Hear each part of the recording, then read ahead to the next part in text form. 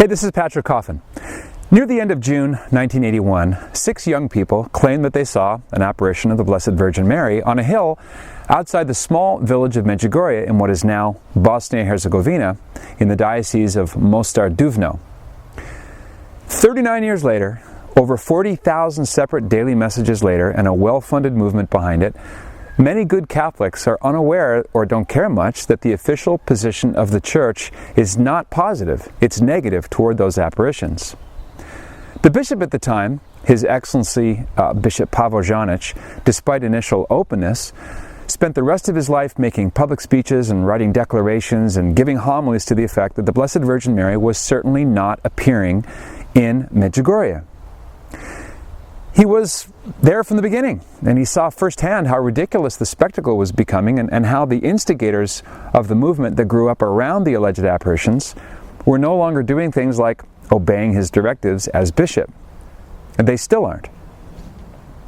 After Bishop Janic passed away in the year 2000, Pope St. John Paul II, who is often falsely claimed to be a private supporter of Medjugorje, appointed Bishop Ratko Peric as Bishop Janic's successor. Every single one of Bishop Peric's reports to the Vatican and to the public have been negative, and the official Latin phrase is non constat de supernaturalitate, or it cannot be affirmed that anything supernatural is happening there. In April of 1991, the then Yugoslav Episcopal Conference agreed with the local ordinary's conclusions about Medjugorje. You see, it's the local bishop who is handed the authority to approve or condemn an alleged apparition. That's the case with Lourdes and Fatima and every other approved apparition. And it's the same with the condemned ones, like Nisita in Wisconsin, the Holy Love Shrine in Cincinnati, or Bayside, New York. The Catholic Church believes in the principle of subsidiarity, which means, in this case, that local authorities should handle local issues. Why? Because they have expertise in their own backyards. Solve local problems locally. Nothing about the official stance toward Medjugorje has ever changed since June of 1981, except that the movement has become such a cash cow, honestly, that people are afraid to tell the truth about the most popular, unapproved apparition in church history. Pope Emeritus Benedict XVI did 2 significant things related to Medjugorje. First, he laicized the Franciscan priest Tomislav Vlasic, who from the beginning was the spiritual director of all 6 of the seers there. Mr. Vlasic is now peddling a set of really weird New Age UFO beliefs with yet another seer. You can find him on YouTube, still spreading the message of Medjugorje as well. But honestly, that's a bizarre sidebar, of which there are too many bizarre sidebars to list here surrounding the phenomenon. The other thing that Pope Benedict did, as soon after his election, was to appoint an international commission made up of theologians and bishops who met to formally investigate the entire phenomenon from beginning to end, and he tapped his vicar of Rome, Cardinal Camillo Ruini, to lead it. That report has been on the current Holy Father's desk for well over a year. In the last few years, the Holy Father, Pope Francis, has basically poked fun of the apparitions of Medjugorje in various ways, most recently on his flight back from Fatima for the 100-year anniversary, when he said the following, which is really an echo of the things that he said in the past. Quote, "I prefer the Madonna as a mother, our mother, and not a woman who's the head of a telegraphic office who every day sends a message at such and such an hour. This is not the mother of Jesus. And these presumed apparitions don't have a lot of value." This, I say, is a personal opinion, but it's clear.